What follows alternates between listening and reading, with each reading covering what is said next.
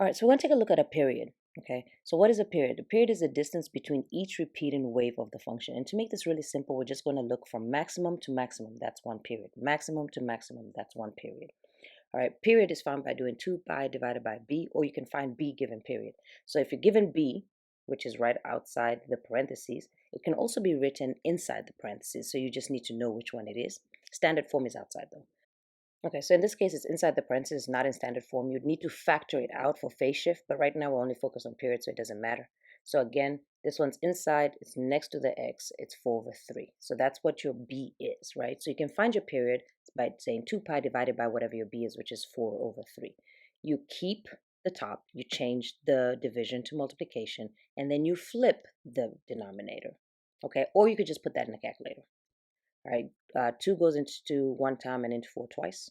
And then you're going to have 3 pi over 2. Nice and simple. Okay, again, you can put in a calculator. You do 2 divided by, make sure you put 4 divided by 3 in parentheses. Okay, so that's how you use a calculator, but I'm going to do it by hand. All right, so again, we're looking for given b. Okay, you can see it's inside the parentheses next to the x. And again, if you were dealing with a phase shift, you'd want to put it in standard form and take it out. It's everything attached to the x, so it's keep, change, and then flip. So 6 pi over 5 flip, it's going to be 5 over 6 pi. Then go ahead and simplify. Pi's cross out. 2 goes into 1 time. 2 goes into 6 3 times. You're going to have 5 over 3. So it doesn't matter if there's a pi or if there isn't a pi. It's just whatever is attached to the x. All right, let's take a look at another example. So again, b is in standard form, should be outside, but this time it's inside. Because we're not dealing with a phase shift, it's okay. 2 pi divided by whatever b is, which is 8. Simplify the fraction. You're going to get pi over 4. This is a listening check. Color in pi over 4. Okay, let's do another example. So again, it's still inside. This time b is 3 pi. You put it in the formula, simplify it. You're going to get 2 over 3. Okay, so from an equation given b, you can find the period. From a graph, you can find the period and then determine what b is for the equation. Okay, so again, that's one way of looking at it, but we're going to focus on maximum to maximum. So here's maximum to maximum. That's one period, one wave. Now I'll take a different color and repeat that. Maximum to maximum, that's another wave. You can see it just keeps repeating that, right? That's what a period is.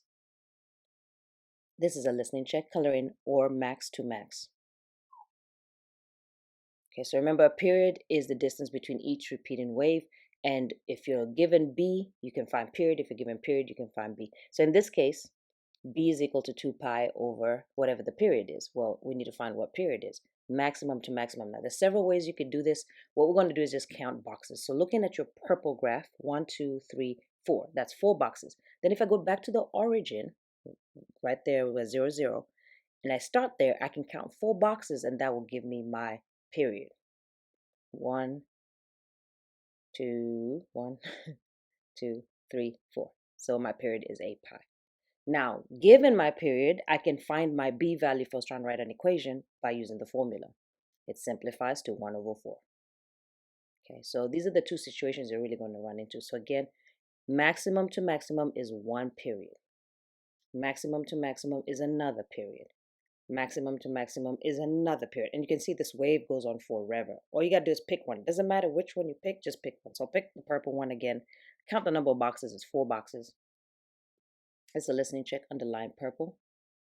Okay, then from the origin, count 4 boxes, and that's your period. So that's 2 pi.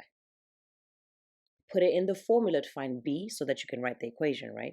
So b is 2 pi divided by period.